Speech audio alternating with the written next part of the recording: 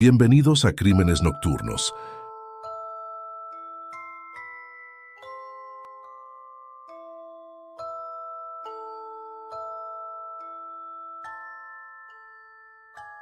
En la ciudad de Los Ángeles, el famoso asesino en serie, conocido como el Estrangulador de Hillside, era en realidad una pareja de asesinos. Había cierta química entre ellos, lo que acabó aumentando el valor de estos dos individuos. Y parecía que solo se divertían, como si estuvieran jugando a un juego. Este es el tipo de situación en la que los investigadores acaban esperando lo peor: otra víctima u otras pistas. Sin duda, los crímenes que cometieron se encuentran entre los más sádicos jamás vistos. Atención a todos los seguidores de Crímenes Nocturnos. Gracias a todos ustedes, hemos superado la increíble meta de los 1000 suscriptores. Si todavía no te has suscrito, ¿qué estás esperando? Haz clic en el botón de suscribirse y activa la campanita para no perderte ningún video sobre los crímenes más oscuros e impactantes. Nos encantaría saber más sobre ti. Déjanos un comentario con tu país y cuéntanos desde dónde nos estás viendo. También estamos pensando en hacer un sorteo para agradecerte por tu apoyo. ¿Qué te gustaría que sorteáramos? Estamos considerando un libro de crímenes que te mantendrá al filo de tu asiento, pero estamos abiertos a tus sugerencias. Tu opinión es súper importante para nosotros y nos ayudará a hacer crecer esta comunidad de amantes del misterio. Gracias por ser parte de Crímenes Nocturnos y por todo tu apoyo. Se trata de uno de los capítulos más terroríficos de la historia de Los Ángeles, donde en un periodo de 5 meses, a finales de la década de 1970, aparecieron muertas 10 mujeres jóvenes, víctimas de asesinato. Los detectives no tardaron en encontrar sorprendentes similitudes entre los casos, ya que los cuerpos fueron hallados en las colinas de los alrededores de Los Ángeles, muy cerca del centro de la ciudad. Las víctimas femeninas estaban desnudas y todas tenían marcas de cuerdas en diversas partes del cuerpo, como los tobillos, las muñecas y el cuello. La causa de la muerte fue estrangulamiento seguido de violación sexual. El 31 de octubre de 1977, un día que el exsargento Frank Salerno nunca olvidaría. Se recibió una llamada entre las 5:30 y las 6 de la mañana. Los investigadores fueron informados de que una mujer joven, tal vez una adolescente, había sido encontrada muerta en la Crescenta, que está al norte de Glendale. Estaba desnuda y, en ese momento, pensaron que podría tratarse de una muerte por sobredosis de drogas. Cuando los investigadores llegaron al lugar, un residente local había cubierto el cuerpo de la víctima con una lona, y cuando quitaron este plástico, se sorprendieron por lo que vieron. Tenía marcas de cuerda en los tobillos y la muñeca y otra marca alrededor del cuello. Pronto se dieron cuenta de que no se trataba de una sobredosis, sino de un asesinato. Lo único que había en el cuerpo era un mechón de fibras que estaba en el párpado derecho de la víctima, y este mechón tenía el grosor de la yema de un dedo. Los investigadores pensaron que las fibras podrían proceder de la lona que cubría el cuerpo, por lo que preguntaron al residente para qué utilizaba la lona. El residente respondió entonces que utilizaba esa lona en el patio trasero para cubrir los juguetes de sus hijos, y entre esos juguetes había peluches blancos. El equipo forense tomó entonces muestras de todo lo que había en el lugar del crimen, y como nada coincidía con el material blanco encontrado en la víctima, creyeron que las fibras podrían llevarles hasta el asesino. El caso se complicó aún más cuando la policía tardó 10 días en identificar a la víctima, Jude Miller. Se había escapado de casa a los 15 años y vivía en las calles de Hollywood. Jude fue vista con vida por última vez en la cafetería Carner Express Limited, en la esquina de Sunset, en octubre de 1977. Poco después, la policía de Glendale llamó para decir que también tenían otra víctima. Se llamaba Lisa Keston. La encontraron a 12 o 15 kilómetros de distancia, en el arcén de la carretera, completamente desnuda y también estrangulada. En el depósito de cadáveres, el forense colocó los cuerpos de Jude y Lisa uno al lado del otro para que los investigadores pudieran ver las marcas de la cuerda en ambos cuerpos al mismo tiempo. Las marcas eran idénticas. A partir de ese momento, los detectives supieron que buscaban a uno o varios individuos responsables de los dos crímenes.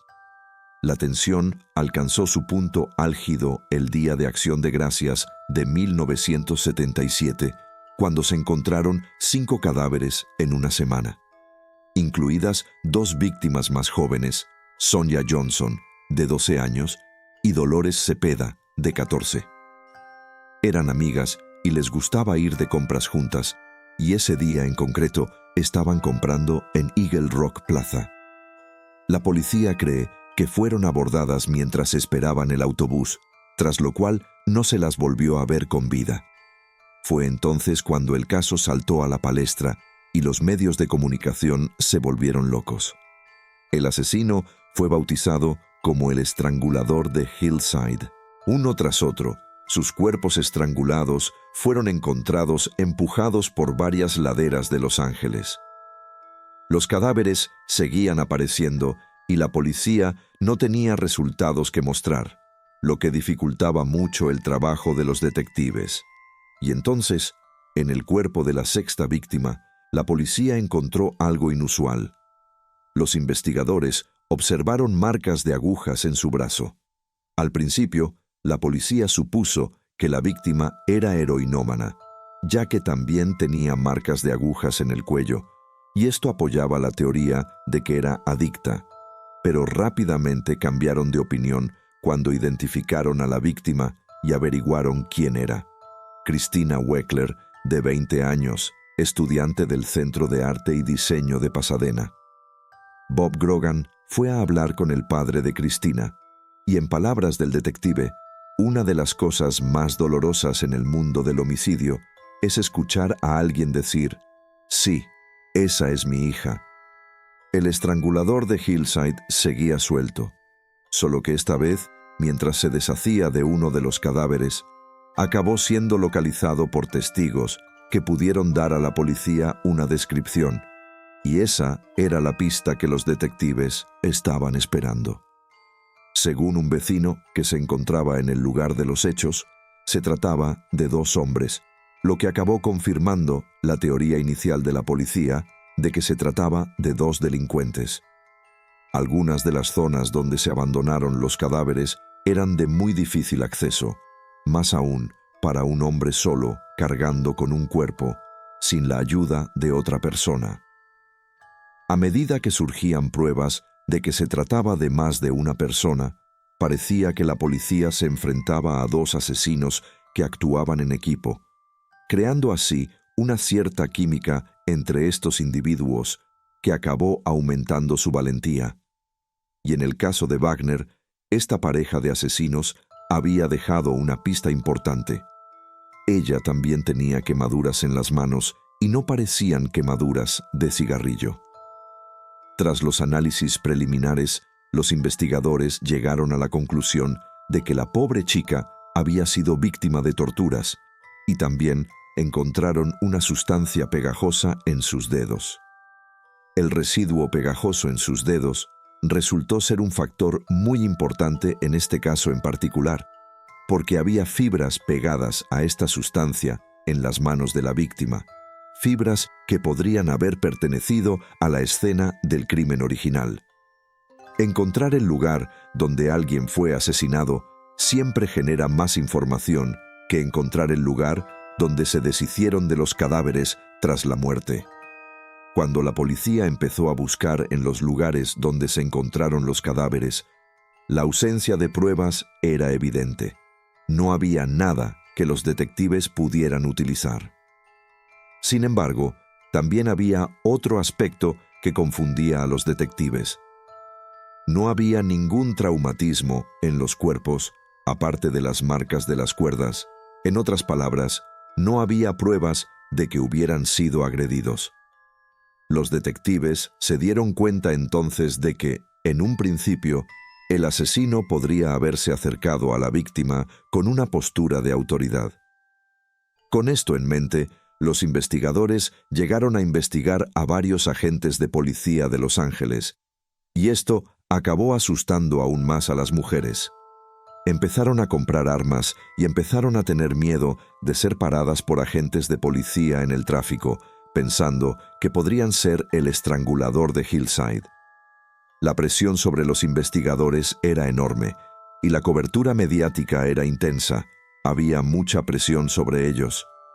En Los Ángeles, de finales de los 70, el asesino en serie conocido como el estrangulador de Hillside era en realidad un dúo que estaba a punto de salirse con la suya. En casi todos los casos no había pruebas físicas.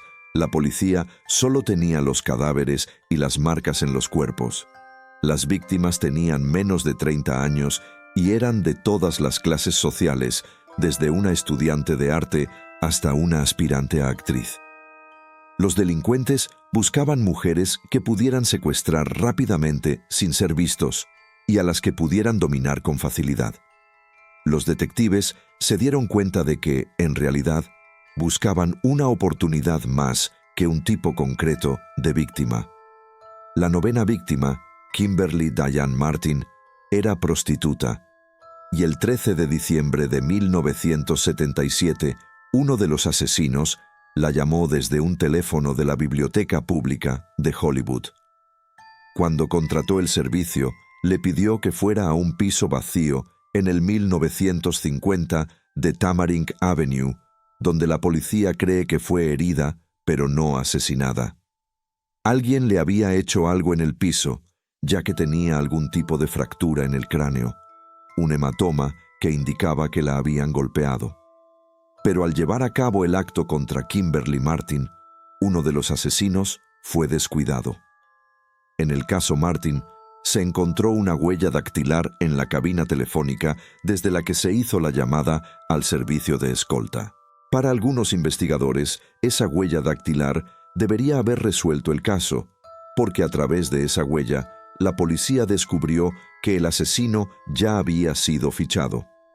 Por desgracia, en aquella época aún no existía la Base Nacional de Datos de Huellas Dactilares, a diferencia de hoy, cuando existe un sistema integrado y automatizado de identificación de huellas dactilares de todo el país. Hoy en día, el descubrimiento de una huella dactilar latente en la escena de un crimen puede conducir rápidamente a la identificación de su origen. Después de Kimberly Martin, no hubo nuevas víctimas del estrangulador de Hillside durante 2 meses, pero eso estaba a punto de cambiar. El 17 de febrero de 1978, en el Bosque Nacional de Los Ángeles, sobre las 9:45 de la mañana, un helicóptero del Departamento de Acción recorría la zona, y fue entonces cuando divisaron un vehículo en la ladera de la colina e inmediatamente avisaron a la comisaría de Crescent Valley. Cuando los agentes llegaron y miraron en el interior del coche, encontraron el cadáver de una mujer. Tras examinarlo, los detectives llegaron a la conclusión de que era obra del estrangulador de Hillside. Cindy Lee Hosped, de 20 años, fue la última víctima en Los Ángeles, y entonces los crímenes cesaron abruptamente. Los investigadores, dotados de un agudo instinto, sabían que seguían matando. Solo era cuestión de saber dónde, porque los crímenes se habían detenido en Los Ángeles, pero los asesinos en serie no suelen detenerse. 11 meses después, en enero de 1979, la casa del estrangulador de Hillside estaba a punto de terminar. El gran giro fue una llamada telefónica desde Bellingham, Washington. Los investigadores de allí querían el expediente de un tipo que tenían detenido, Kennedy Bianchi, sospechoso de un doble homicidio. La policía de Bellingham sospechaba que Bianchi, de 27 años, había matado a 2 mujeres, Karen Mankey y Diane Wader. El informe del forense indicaba que las dos habían sido víctimas de estrangulamiento con cuerda, además de haber sufrido abusos sexuales. Creían que Bianchi había atraído a Mande, una estudiante universitaria de 22 años, a la que había conocido trabajando como guardia de seguridad, a una de las casas que vigilaba mientras los propietarios estaban fuera. Fue con su compañera de piso, Diane Wader. Llevó a Mande sola a la casa y en un momento dado le pidió que bajara las escaleras delante de él y luego la mató en las escaleras. Los detectives creen que, tras matar a Mande, escondió el cadáver y fue a llamar a Diane. La hizo bajar las escaleras de la misma manera y también la estranguló con una cuerda. El buen trabajo realizado por los investigadores dejó esta vez a Kennedy Bianchi sin escapatoria. Las pruebas físicas eran abrumadoras en ambos asesinatos. Cuando las chicas abandonaron la casa, una de ellas le dijo a su novio a dónde iba y también dejó una nota. Así que, cuando las chicas desaparecieron, la policía pronto supo con quién estaban. La policía empezó a construir un caso contra él por el doble asesinato de Bellingham. Mientras tanto, a 2.000 kilómetros de distancia, en Los Ángeles, los detectives investigaban a Bianchi como posible sospechoso en el caso del estrangulador de Hillside, y quedaron impresionados por lo que descubrieron. Bianchi había sido vecino de Christina Welkler y vivía enfrente de la casa de Cindy Hotspot. Era alguien que tenía relación con las víctimas, por lo que los detectives lo consideraron inmediatamente sospechoso. Los investigadores de Los Ángeles se desplazaron inmediatamente a Bellingham, donde examinaron los cadáveres de las nuevas víctimas. Mientras examinaban los cuerpos, compararon cuidadosamente las marcas de las cuerdas con las fotos que tenían de algunas de las víctimas de Los Ángeles. A partir de ese momento, los investigadores tuvieron la certeza de que Bianchi era el estrangulador de Hillside. Pero aún les quedaba una duda. Si Bianchi era el estrangulador de Hillside, ¿quién era su compañero? La policía obtendría esa respuesta de la novia de Bianchi, Kelly Boyd. Los detectives la interrogaron largamente sobre su relación con Bianchi. Por lo que ella sabía, la persona más cercana a De Bianchi era su primo, Angelo Bono. Como sospechoso de 12 asesinatos, Kenny De Bianchi decidió fingir demencia. Lo más fácil para un asesino o un asesino en serie es jugar o fingir. Es lo que antes se llamaba trastorno de personalidad múltiple. Bianchi fingió entrar en un estado hipnótico y despertarse como otra persona llamada Steve Walker. Una de las características de un psicópata es ser el primero en señalar a su compañero e incriminarlo y hacerle pagar por todo mientras intenta salirse con la suya. Y así, en este caso, se puede decir que Bianchi era el más listo y manipulador de los dos. Pero los expertos pudieron demostrar que Bianchi no tenía personalidades múltiples y que solo estaba fingiendo. Poco después, decidió declararse culpable y colaborar con los casos de Los Ángeles. En otoño de 1979, los detectives de la División de Homicidios de Los Ángeles tuvieron por fin la oportunidad de interrogar a Kenny De Bianchi. Cuando los detectives de homicidios de Los Ángeles fueron a interrogarle, una de las cosas más repugnantes que los detectives afirmaron recordar fue que Bianchi dijo que disfrutaba ver la expresión de terror en los rostros de sus víctimas mientras las estrangulaba. Esa declaración no solo mostró su falta total de remordimiento, sino que también dejó claro lo profundamente sádico que era. Para los detectives, escuchar esto fue un recordatorio escalofriante del desprecio absoluto que Bianchi sentía por la vida humana. Los detectives, desconcertados por su audacia, inmovilizaron a Bianchi contra una pared y le echaron humo de puro en la cara, haciendo todo lo posible para que se sintiera incómodo. A partir de entonces, se sentó y describió palabra por palabra, paso a paso, todo lo que Angelo y él habían hecho. El problema fue que acabó metiendo la pata en algunas partes, pero al contárselo todo, los detectives confirmaron su sospecha de que él era el tipo, dado que parte de la información que le sacaron eran cosas que solo el asesino sabría. En otoño de 1979, con el presunto estrangulador de Hillside, Kenny DeBianchi, entre rejas en el estado de Washington, la policía de Los Ángeles inició una persecución de Angelo Bono, el hombre que creían que era el socio de DeBianchi. Se inició una vigilancia preventiva porque había sido identificado como el asesino de 10 mujeres, y los detectives no podían permitir que matara a nadie más durante la investigación.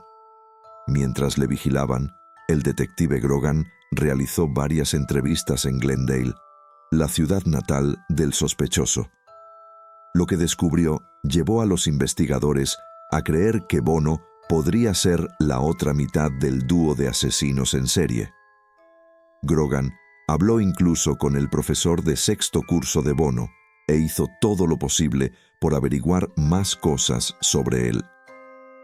A partir de estas minuciosas pesquisas, los investigadores descubrieron que Angelo Bono era un depredador sexual. Descubrieron que, aunque Bono había asistido a escuelas locales, apenas había aprendido a leer y escribir. El sexo era lo único que tenía en mente. Era un chico con una coartada exacerbada, siempre molestando a las chicas. De hecho, era un depredador sexual desde muy joven. A los 35 años, Angelo Bono había tenido una sucesión de novias y esposas, así como 8 hijos con diversas mujeres. Se le consideraba un sádico sexual que incluso atacaba a su propia familia. Llegó a maltratar a su mujer, con la que llevaba casado muchos años, atándola para mantener relaciones sexuales, y los detectives descubrieron que la ataba por los tobillos y las muñecas. Curiosamente, sus perversiones sexuales no le impidieron alcanzar el éxito profesional como rellenador de coches. En 1975, Angelo montó por fin su propio negocio, comprando la casa de sus sueños en el 703 de East Colorado Street, en Glendale. Tenía un pequeño garaje en la parte trasera que se transformó en taller. En su trabajo, llegó a reformar uno de los coches de Frank Sinatra y el de una de las Supremes. Siempre estaba trabajando en coches como Rolls-Royce y limusinas. Sin embargo, también utilizaba esta casa del 703 de East Colorado Street para otra cosa: matar. Después de un tiempo hablando con Kenneth Bianchi, los detectives pudieron identificar claramente la escena del crimen como la casa de Angelo Buono. Allí fue donde ocurrió todo. Tras secuestrar a una víctima en la calle, la llevaban al taller, es decir, a la casa de Buono, y era allí donde violaban a las víctimas y luego las mataban. Mientras tanto, los detectives investigaban también a Kenneth Bianchi, nacido en Rochester, Nueva York. Un equipo fue enviado a Rochester poco después de la detención de Bianchi para llevar a cabo una investigación exhaustiva y averiguar todo lo que pudieran sobre él.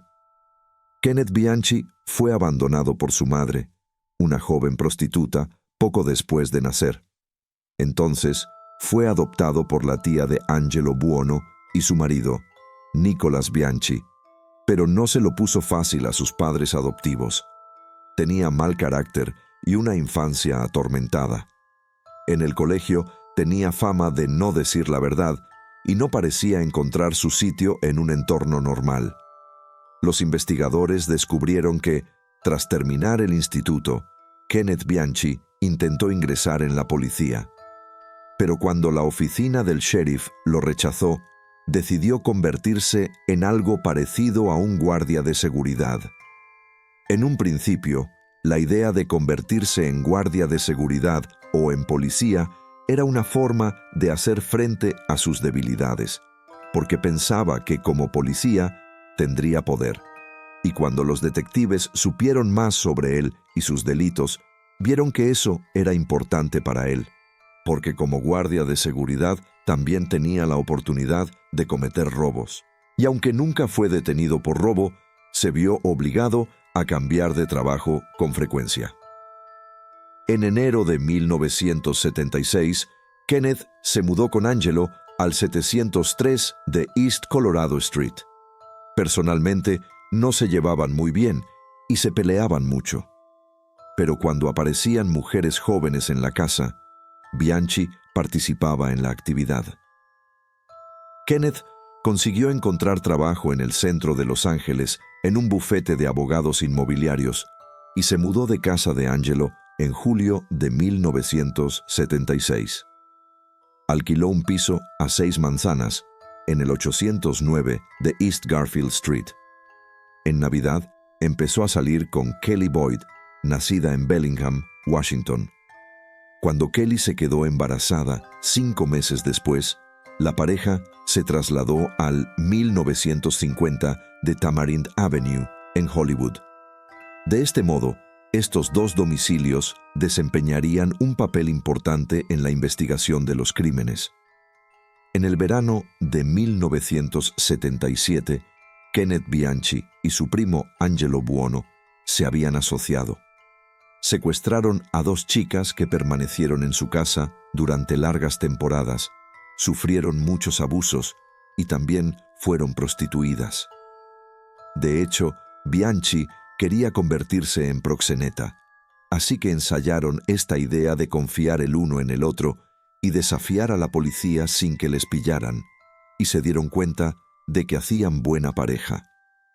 Pero cuando las chicas Hannon y Rebecca Spears huyeron al cabo de unos meses, los primos se pusieron furiosos.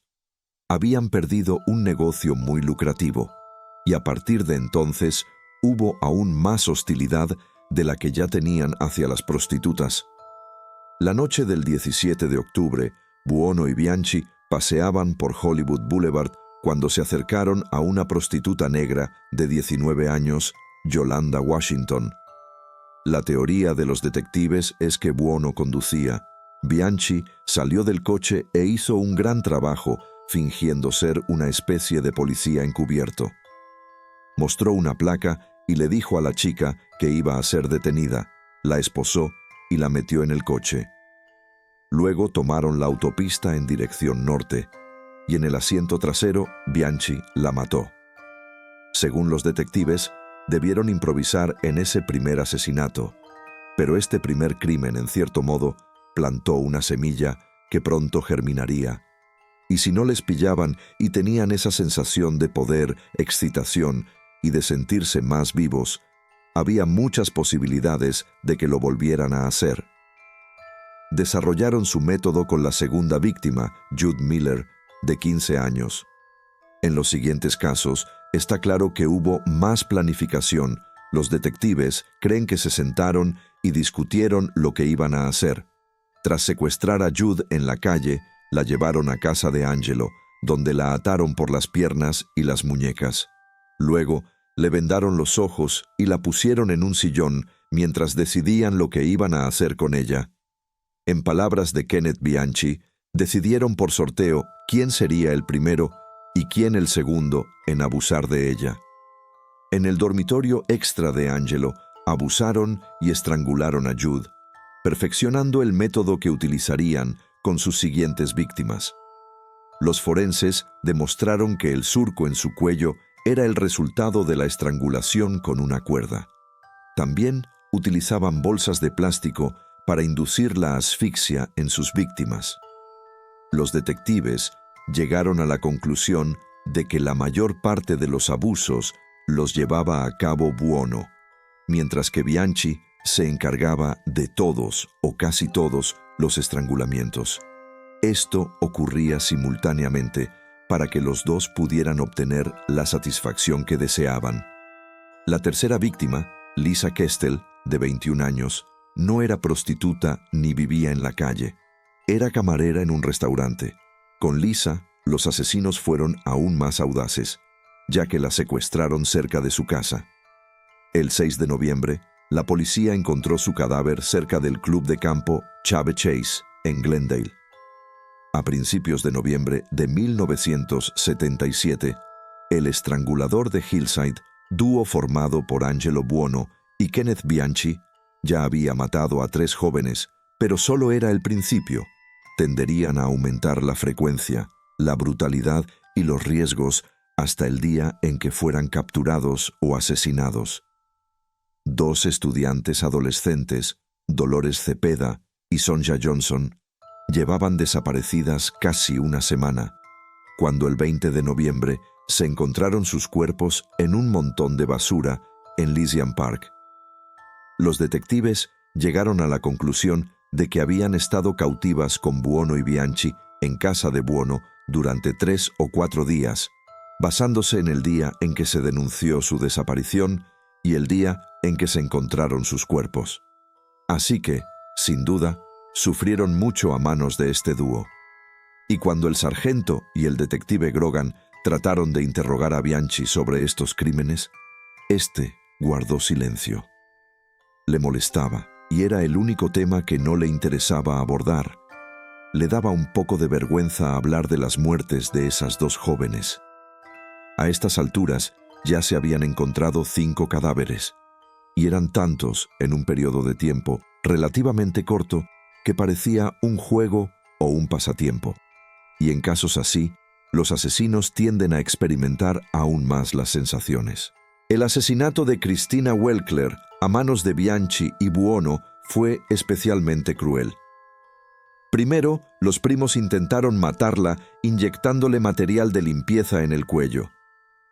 Cuando no lo consiguieron de esta forma, acabaron utilizando gas.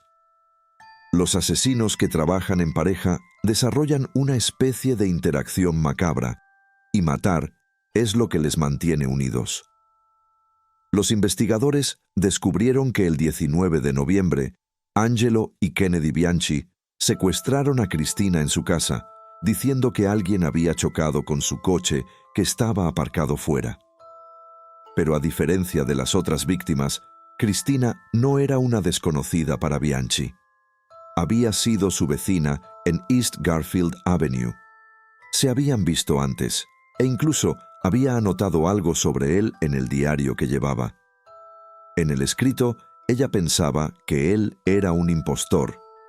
No era un asesino en serie muy cuidadoso, como la mayoría de los que atacan a desconocidos.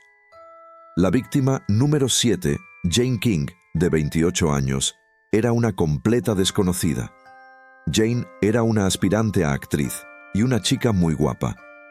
Una noche de noviembre de 1977, Jane acababa de salir del Centro de Cienciología de Los Ángeles, donde recibía clases de interpretación.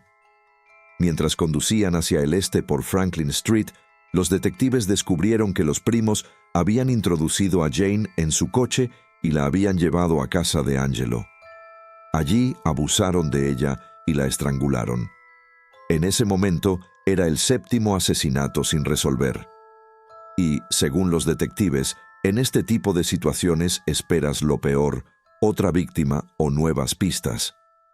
Es horrible pensar así, pero para que el individuo sea capturado, si hay otro caso, quizás surjan nuevas pruebas. Y eso es exactamente lo que ocurrió en el siguiente caso, el asesinato de Laura Wagner. Los investigadores descubrirían que Buono y Bianchi habían intentado electrocutarla, atándole cables eléctricos a las manos. Las fibras que los investigadores encontraron en el cadáver estaban pegadas al pegamento de la cinta, que se utilizaba como mordaza. Ahora, con Bianchi cooperando con las autoridades, no tardarían en descubrir el origen de esas fibras.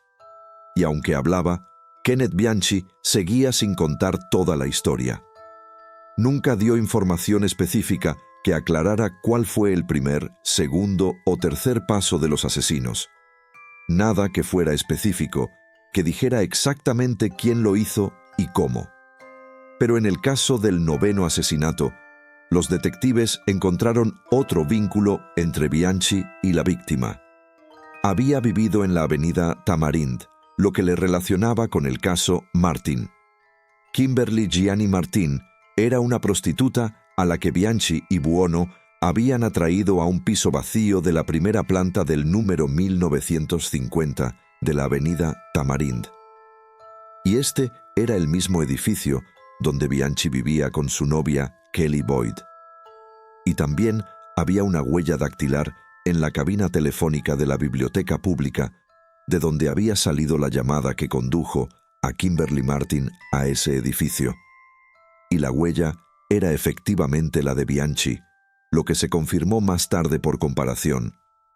Los investigadores también descubrieron un vínculo entre Bianchi y la 10ª víctima, Cindy Hotspot, cuyo cadáver fue encontrado en su coche en un acantilado. Su piso, en el 800 de East Garfield, estaba en la misma calle en la que había vivido Bianchi. No había pruebas de que se hubieran conocido, solo el hecho de que él había vivido una vez frente a la casa de ella. Los investigadores descubrieron que Cindy había ido al garaje de Angelo el 16 de febrero de 1978 para cambiar las alfombras de su coche, y Bianchi apareció de improviso. Buono estaba charlando con aquella hermosa joven pelirroja en el taller. En el transcurso de esa conversación, Buono y Bianchi decidieron que iban a matarla, y con ello acabaron maltratándola y matándola. Ese sería el último caso del estrangulador de Hillside en Los Ángeles, porque tras el 10º asesinato, Angelo Buono decidió retirarse. Bianchi estaba perdiendo el control en la forma de acercarse a sus víctimas, y los detectives llegaron a descubrir que el día del último asesinato habían intentado secuestrar a una mujer y habían fracasado. Tras este suceso, acabaron discutiendo, y Buono le pidió a Bianchi que saliera de su vida, e incluso amenazó con matarlo. Para entonces, la novia de Kenneth Bianchi, Kelly Boyd, había renunciado al hijo de la pareja y se había trasladado a Bellingham, Washington, para estar con su familia. Y Bianchi decidió seguirla. Cuando estaba solo, seguía queriendo matar porque no había saciado ese deseo. Pero ahora no podía hacerlo solo. Buono era muy inteligente y probablemente más capaz de controlar las cosas que Bianchi.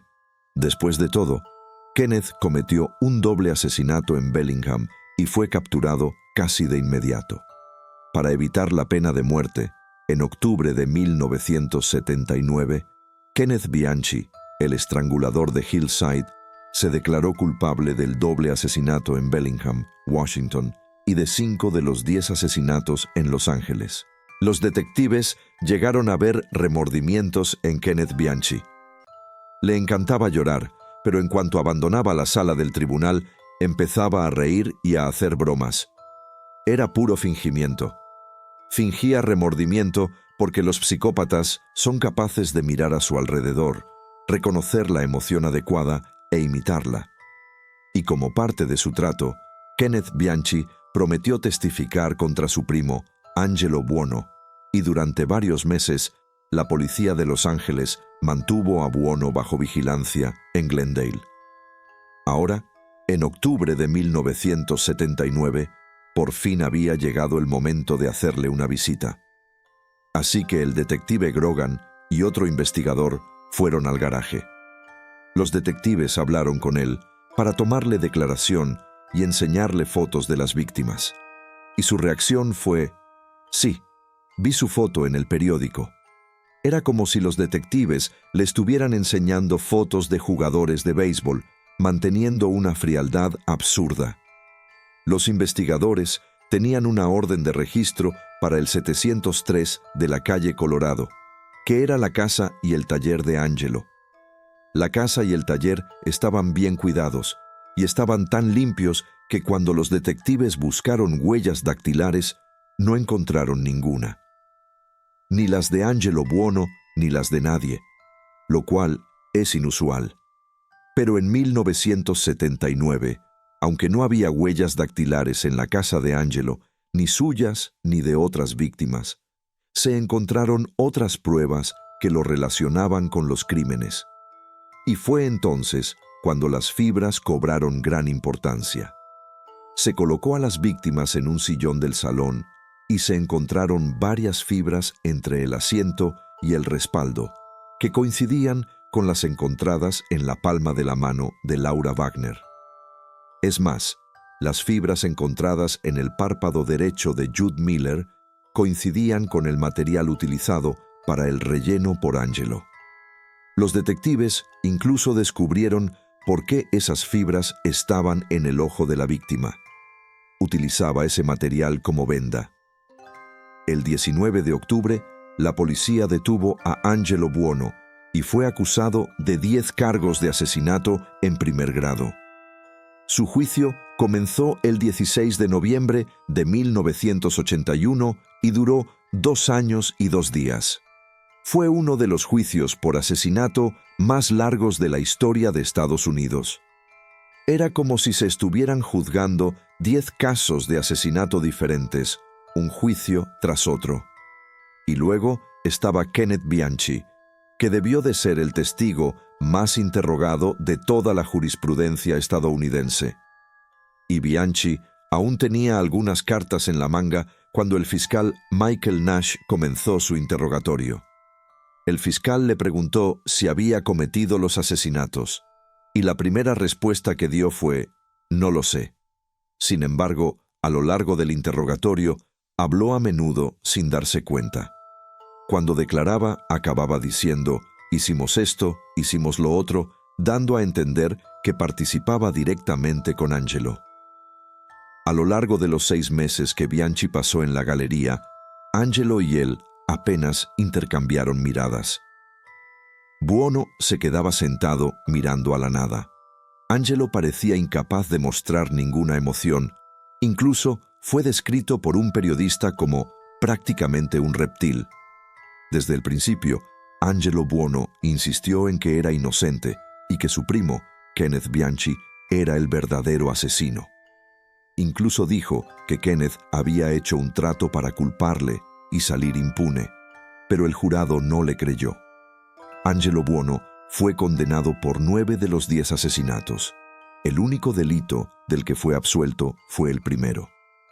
Los detectives pudieron demostrar que si había cometido uno de los crímenes, entonces los había cometido todos, excepto el asesinato de Yolanda Washington, porque su muerte no fue similar a la de las otras víctimas. Con el veredicto, el jurado decidió perdonar la vida a Angelo, pero recomendó cadena perpetua. Los miembros del jurado concluyeron que los 2 acusados eran igualmente culpables y que si uno recibía cadena perpetua, eso era también lo que merecía el otro. El 9 de enero de 1984, el juez Ronald George sentenció formalmente a Angelo Buono y Kenneth Bianchi, y estas fueron las palabras de uno de los detectives. Probablemente sería el momento más feliz de mi vida ver morir a ese bastardo, pero acabó muriendo en la cárcel. El 21 de septiembre de 2002, Angelo Buono murió de causas naturales, a los 67 años. Lo curioso es que nunca dijo nada a nadie, ni siquiera cuando estaba en la cárcel. Según los términos de su acuerdo de culpabilidad, Kenneth Bianchi fue condenado a cadena perpetua en los estados de Washington y California. Quería cumplir la condena en California, pero el juez no lo permitió. Y en palabras de este mismo juez, dijo, Kenneth no cooperó, no fue sincero en general, así que lo envié de vuelta a Washington para que cumpliera el resto de su condena. En una entrevista en prisión en 2004, Kenneth Bianchi negó su culpabilidad, diciendo que era inocente. Fueron los 2 peores criminales que han existido, porque nunca actuaron por impulso. No hubo pérdida de facultades mentales ni locura. Mataban por la momentánea gratificación sexual de abusar y luego quitar la vida a sus víctimas. Este fue el detallado caso del estrangulador de Hillside. Deja un like, suscríbete al canal, activa las notificaciones y envía este vídeo a un amigo que también disfrute con estos documentales. Hasta aquí, muchas gracias y hasta la próxima.